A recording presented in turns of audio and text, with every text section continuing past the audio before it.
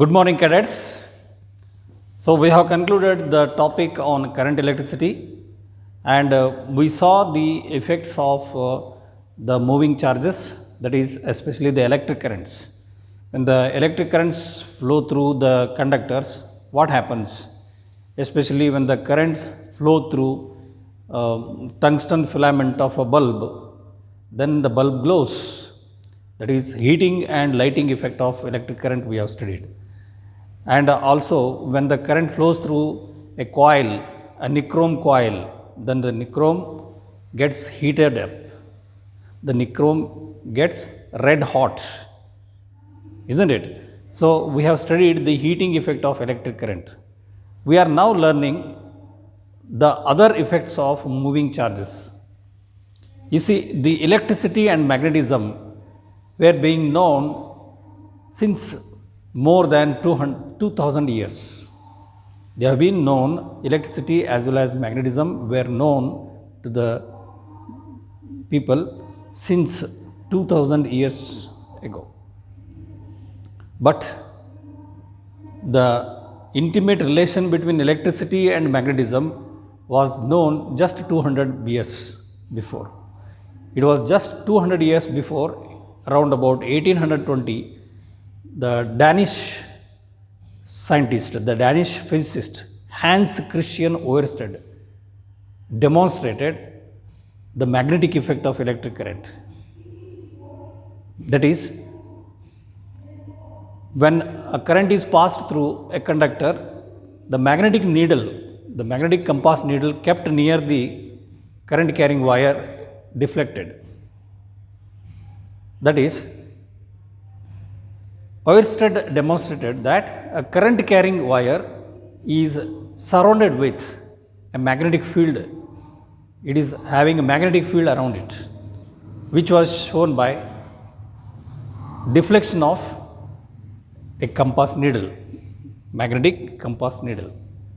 And the deflection was tangential. The deflection was tangential to an imaginary circle for which the current carrying conductor was at the center. When the current is suppose passing through a conductor vertically upwards, let us say, then the compass needle deflected tangential to an imaginary circular line at equal distance, tangential, and the arrowhead shows here the direction of the north pole of the compass needle.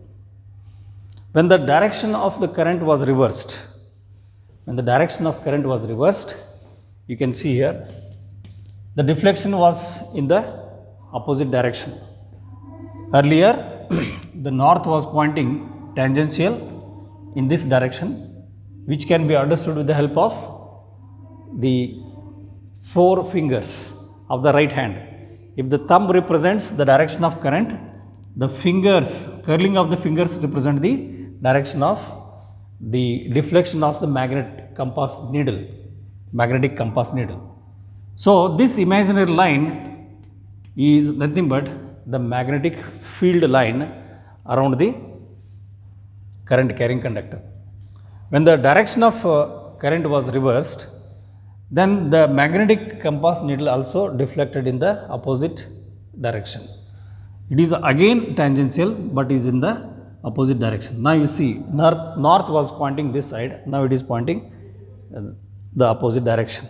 So again, if you make use of the fingers and the thumb showing the direction of current, the fingers, curling of the fingers show the direction of the magnetic field lines, the direction of deflection of magnetic compass.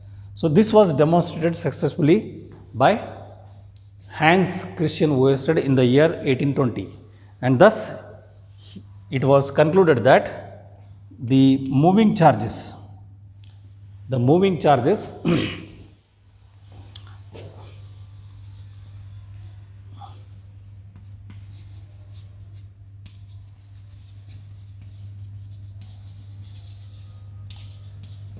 or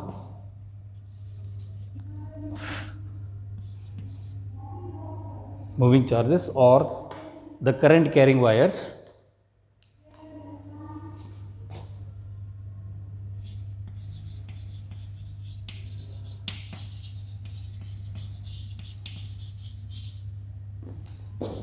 Current carrying conductors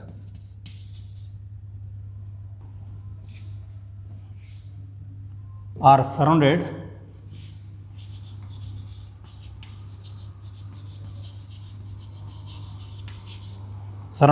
by magnetic field.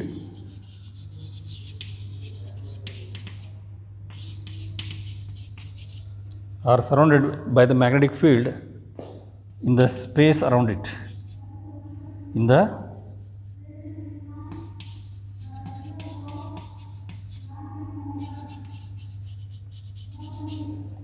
around them, in the space around these moving charges.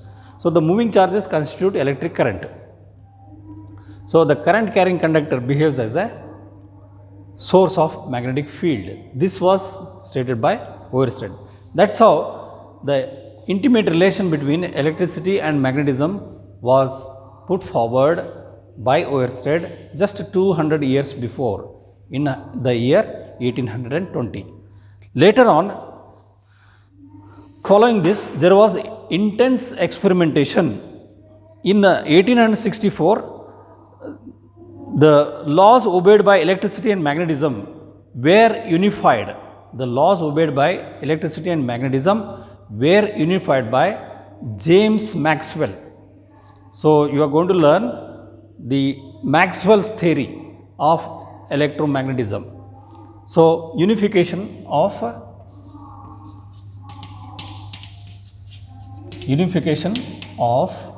electricity and magnetism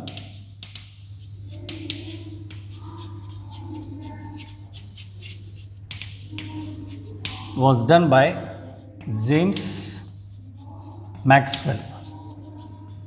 So we will learn Maxwell's theory of electromagnetism. Theory of electromagnetic waves.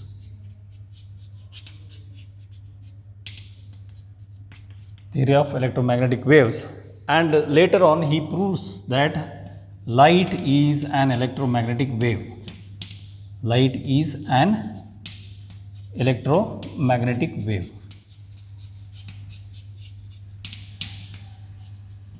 This happened in the year 1864. So this showed that electricity and magnetism are inseparable. They are intimately related. The cause of electricity is magnetism. The cause of magnetism is the electricity. That's how unification was done, and a theory of electromagnetic waves, electromagnetism, was written by James Maxwell. The result of this was wonderful.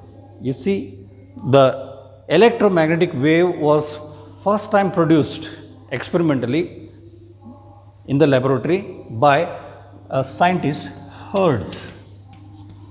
Hertz is the first scientist to produce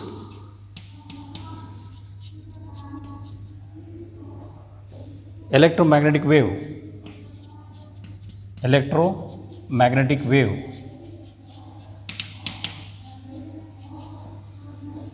In the laboratory.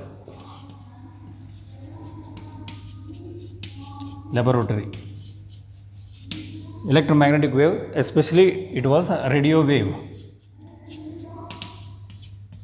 But later it was our Indian scientist Jagadish Chandra Bose, J.C. Bose, demonstrated the production and detection of radio wave. Production and detection of radio waves. But it was Marconi, G. Marconi, who produced the radio waves and broadcasted and detected at a very large distance. Practically, Marconi is the person who produced radio waves, transmitted them for a long distance, broadcasted them, and they were detected at a very long distance. So it was done by Marconi. So for long distance transmission, long distance transmission and detection of radio waves, and they were detected over the overseas. So the invention of radio receiver goes in the honor of Marconi. Therefore, we know a radio set, which is nothing but radio receiver, is being invented by Marconi, right? So that is almost by the end of 19th century. A remarkable scientific and technological progress took place in the 20th century. This was due to the increased understanding of electromagnetism, especially the special devices being invented for production, transmission, amplification and detection of the electromagnetic waves, especially radio waves. So that has become a revolutionary in the field of electromagnetic waves in the 20th century. So 20th century has been found to be a remarkable scientific and technological progress. It was due to the increased understanding of electromagnetism and invention of devices for production, amplification, transmission and detection of these electromagnetic waves, especially radio waves. So the basis for all this revolution that has taken place until now in the 21st century, you know, it's all completely digitalization of the signals. It is the mobile communication. It is all started from a very simple experiment from Oersted. That is, a current carrying conductor is associated with magnetic field. So the current carrying conductor is associated with magnetic field. It means the moving charges in the conductor or the current moving in the conductor, current flowing in the conductor has magnetic field around it, and as the strength of the current increases, the magnetic field around it also increases. When the strength of the current is decreased, magnetic field also decreases. When the current direction is decreased, when the current direction is reversed, the magnetic field also reverses. That is one thing. As you take the compass needle closer and closer to the current carrying conductor, the compass needle deflects faster. It means the strength of the magnetic field appears to be increasing. Magnetic field strength is found to be increasing closer and closer to the moving charges or closer and closer to the current carrying conductor. So these are the findings of Oersted's experiment. Okay. Then what do we learn in this topic? We are not going into the details of these electromagnetic theory, electromagnetic waves, Hertz experiment. These are the things we are going to learn in the last topic of physics part 1. There is a separate topic, electromagnetic waves. There we are going to learn everything in detail. But in this topic we are mainly concentrating about the magnetic fields produced by the moving charges. That is what we call it as magnetic effect of electric current. Next, how these magnetic fields exert forces on charged particles. These are the things we are going to learn in this topic. So we are going to learn mainly how the magnetic field, look at this, how the magnetic field exerts forces on charged particles like moving electrons, moving protons, current carrying conductors and so on. right, which is very, very important. Magnetic effect of electric current. Next, how the currents produce magnetic field. That is what we have studied, magnetic effect of electric current as demonstrated by Oersted. How the currents, the current carrying conductors or current carrying coil produce magnetic field. How the magnetic fields accelerate the charges. When the charges are in the effect of magnetic fields, how do these magnetic fields increase the speed or decrease the speed of charges? And we are learning particle accelerators. Particles means charge particles. What is the principle of particle accelerators, especially cyclotron and synchrotron? Cyclotron is used to accelerate positively charged particles such as protons and positively charged ions, so that these charged particles can acquire very high energy. But cyclotron and synchrotron, they are not there in the syllabus, they are out of syllabus, so you need not worry about this. But we learn what is the principle. Then later on, how one can measure the currents and voltages. How are they detected? By the galvanometer. We are going to learn the structure and principle working of galvanometer, moving coil galvanometer. How one can convert that galvanometer, current detecting device. You know, galvanometer is a current detecting device. How one can convert that galvanometer into an ammeter. How one can convert galvanometer into voltmeter. Ammeter is a current measuring device. Voltmeter is a voltage measuring device. Voltmeter measures the potential difference across a current carrying conductor. How are these constructed, and all these aspects we are going to learn in this topic. So to start with, we are first learning the force that is called Lorentz force, the magnetic force, magnetic field and magnetic force. Okay, before we learn into the details of magnetic force and magnetic field, let us recall what we have learned in the topic number 1, that is electrostatics. We have seen that if there is a charge, there is a point charge q, then it will have an electric field around it. It will have a radial electric field around it. Yes, as a result, if you keep any other charge, a small charge or a test charge here at certain distance r, then this small charge q experiences a repulsive force.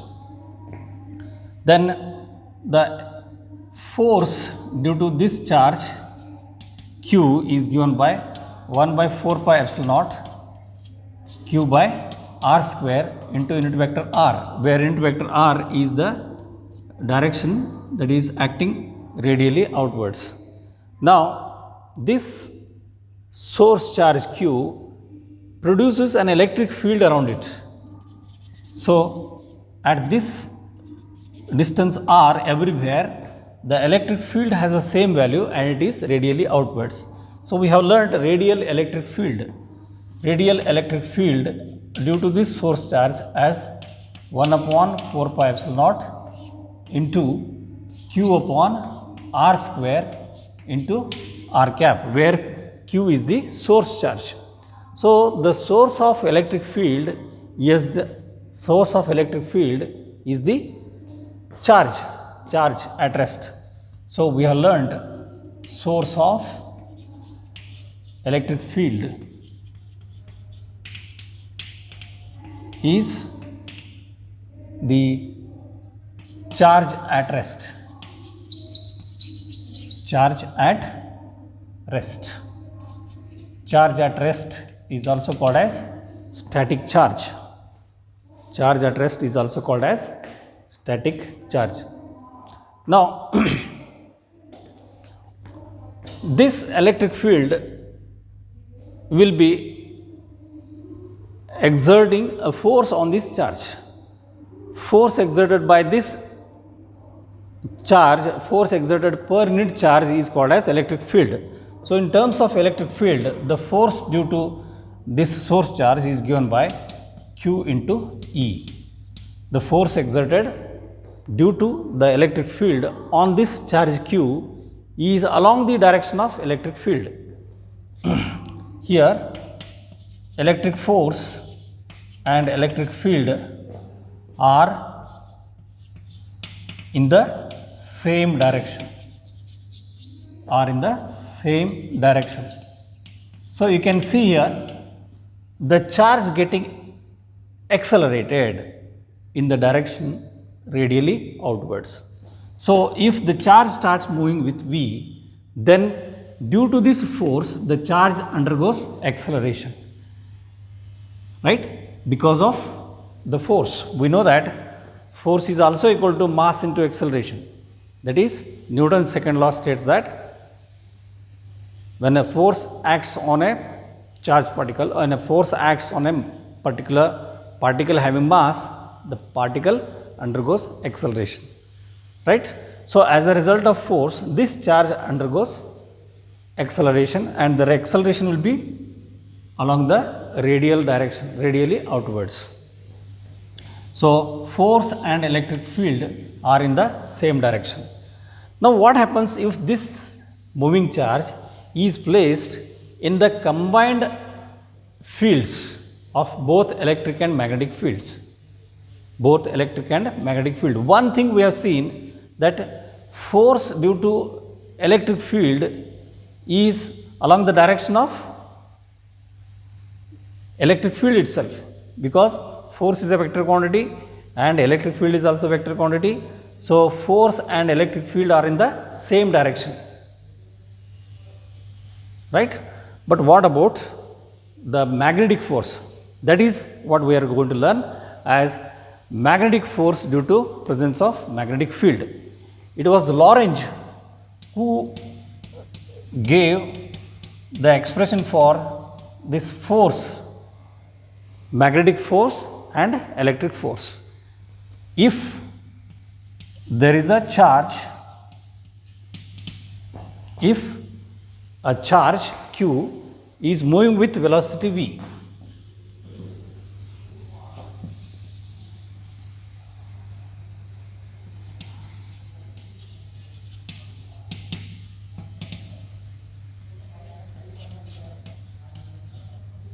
moving with velocity V vector in the combined effect of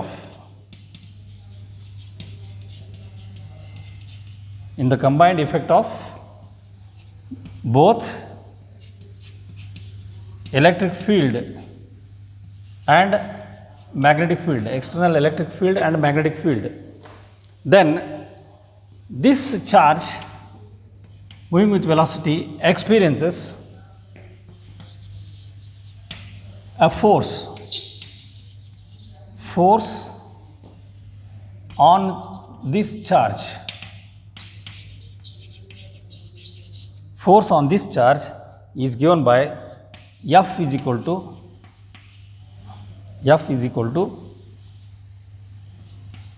two forces, force due to electric field plus force due to magnetic field. E for electric field, B for magnetic field. Remember, B is the notation for magnetic field, E is the notation for electric field. So, the net force due to electric and magnetic field is given by a scientist called as Lorentz. So, it is called as Lorentz force. Lorentz force is the vector sum of both electric and magnetic forces due to fields. Now, we know force due to electric field is given by QE. Now, force due to magnetic field is given by QV cross B. QV cross B. So, this total Lorentz force is given by Q into bracket E plus V cross B. V cross B. Now, the charge will experience force due to electric field if and only if the charge is in the direction of electric field. The charge is in the direction of electric field and the charge undergoes acceleration along the direction of electric field. If this charge is at any other angle with electric field, then the force due to electric field will not be observed. Is that clear? Because force and electric field are in the same direction. Now, next, second part is force due to magnetic field. B is the external magnetic field acting on a charge moving with velocity v. It is given by qv cross b. So, force due to magnetic field, I am writing separately, it is called as magnetic Lorentz force. Magnetic Lorentz force. Magnetic Lorentz force is given by q v cross b. Q into v cross b. See, v is the velocity vector and b is the magnetic field vector. It is a cross product of two velocity vector. It means the force due to this magnetic field experienced by the charged particle q is perpendicular to both velocity vector and magnetic field vector. How to understand this? This can be understood with a simple schematic diagram. Suppose q is a charged particle which is moving in this direction with velocity v. Charged particle moving with velocity v in this direction, and now the magnetic field is acting in this particular direction with some angle between them. Then the force exerted on this charged particle due to the magnetic field is not along the magnetic field. It is perpendicular to the plane containing v and b. Suppose this is v and b. If you are turning v and b, then the perpendicular to this is the perpendicular which is perpendicular to the plane of the board. Or if you take this one as some plane like this, right? Then if you draw perpendicular, look at this, v cross b gives you a perpendicular force and this becomes Lorentz force Fb. So, this is how we understand the direction of force. Here Lorentz force, magnetic force, Lorentz magnetic force or Lorentz force is called sideway force. Sideway force, because it never acts along the direction of magnetic field. It is always perpendicular to the direction of magnetic field as well as velocity vector, because F is equal to qv cross b. Here q is a scalar quantity, v is the velocity vector and b is the magnetic field vector. So, it is perpendicular to both velocity vector as well as magnetic field vector. Therefore, you can see here Lorentz force is called as sideway force. How do you find out whether it is vertically upward or vertically downward? It is done with the help of screw rule. So, direction of F is found with screw rule, right hand screw rule, right hand screw rule. Assume that V and B are in the head of screw. Suppose this is a right hand screw, right, and this is a charged particle. Assume that it is moving with velocity v and this is a magnetic field vector b. Then if you turn this v towards b, look at this, if you turn this v towards b, the thumb is pointing upwards, the screw advances upwards, the screw advances upwards. This is right hand screw rule. What happens if it is velocity in this vector in this direction and magnetic field is in this direction? then the screw doesn't advances upward, the screw gets unscrewed, the screw gets loosened up. Means when we turn it in this anti-clockwise sense, the screw advances upwards. This is the direction of Lorentz force.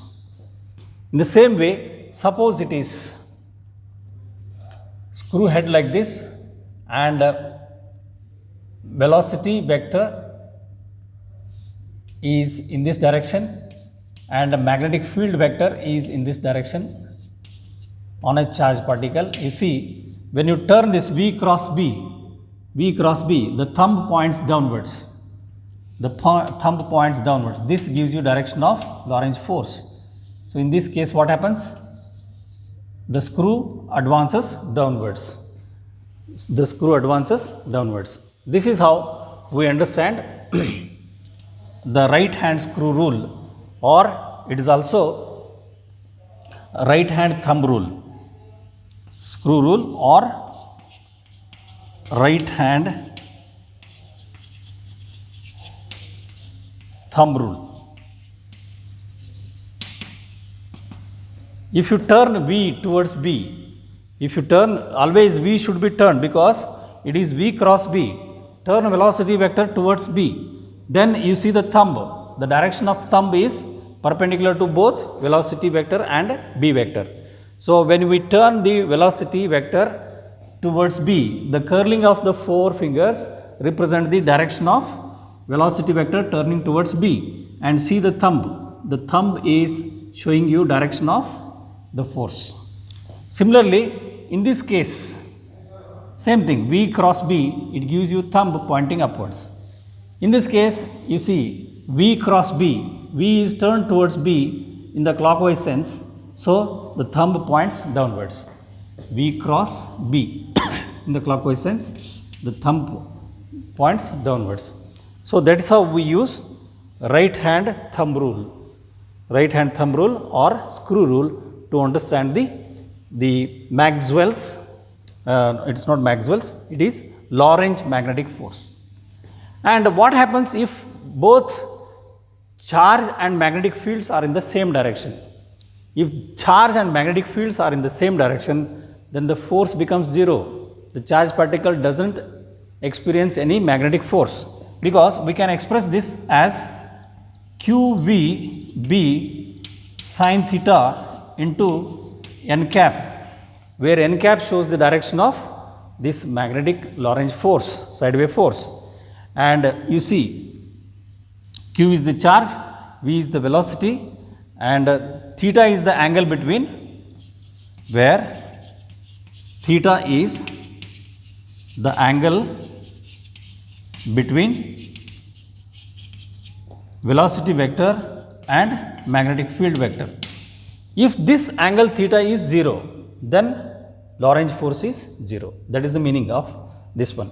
Means the factors on which the force depends are three things: velocity vector, magnetic field vector, and the angle between velocity and magnetic field. If the angle between velocity and magnetic field is 0, F is directly proportional to V, F is directly proportional to B, and F is also directly proportional to sin theta. This can be written using this. Magnetic, you can take magnitude is directly proportional to magnitude of speed, magnitude of magnetic field, and magnitude of velocity, and magnitude of force is directly proportional to angle between B and V. If V and B are in the same direction, if V and B are in the same direction, what happens?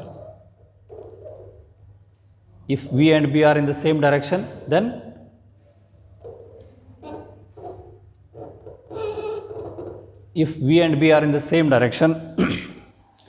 then sin 0 becomes 0, because theta is equal to 0. If sin 0 is 0, then force becomes 0. Means the charge particle never experiences any force if velocity of charge particle is in the same direction as that of magnetic field. Now, in case if velocity and magnetic fields are perpendicular to each other, if V and B are perpendicular to each other, that is theta equal to 90 degree. If theta is equal to 90 degree, then what happens? F is equal to QVB sin 90. Sin 90 is 1. Sin 90 is 1. Then the charge particle experiences maximum force. F becomes maximum. Maximum force experienced by the charge particle in this case is QVB. QVB. QVB. Now, if this is second case, that is when theta is 90 degree, when V and B are perpendicular to each other, the charge particle experiences maximum sideway force, maximum magnetic force. If V is 0, then F is also 0. F is also 0. It means if the charge particle is at rest, it does not experience any magnetic force. It will experience only electric force if there is electric force. Okay. So, in case if there are combined effects of electric and magnetic fields, then if the charge particle is in the same direction as that of electric field, then only it experiences electric force along the electric field. In case if the charge particle is in the direction of magnetic field, then the charge particle experiences 0 force. If the charge particle is at rest, then the magnetic force is also 0. So, magnetic force depends on velocity as well as magnetic field and the angle between them.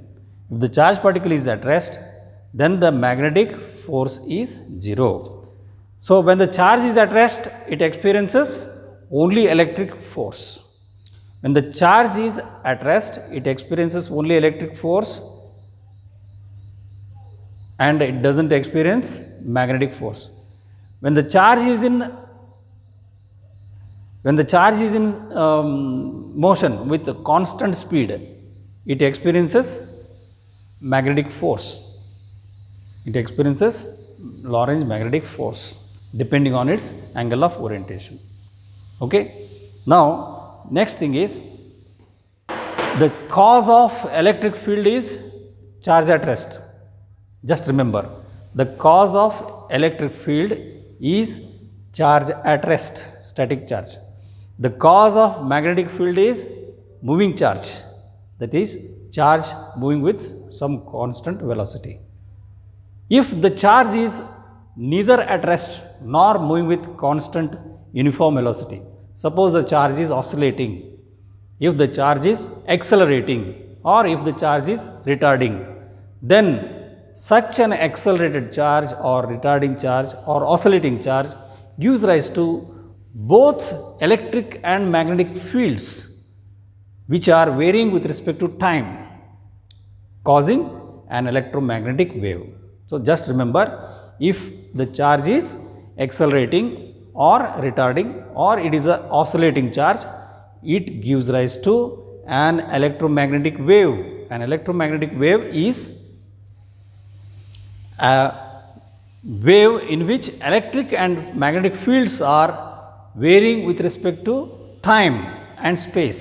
Electric and magnetic fields are varying with respect to time and space, and they are perpendicular to each other. So, that leads to a wave called as an electromagnetic wave. Just remember, the cause of an electromagnetic wave is accelerating charge. Okay. The next we shall study in more details about the causes of magnetic field and how to define the magnetic field. Okay. Thank you. Have a nice day. Bye.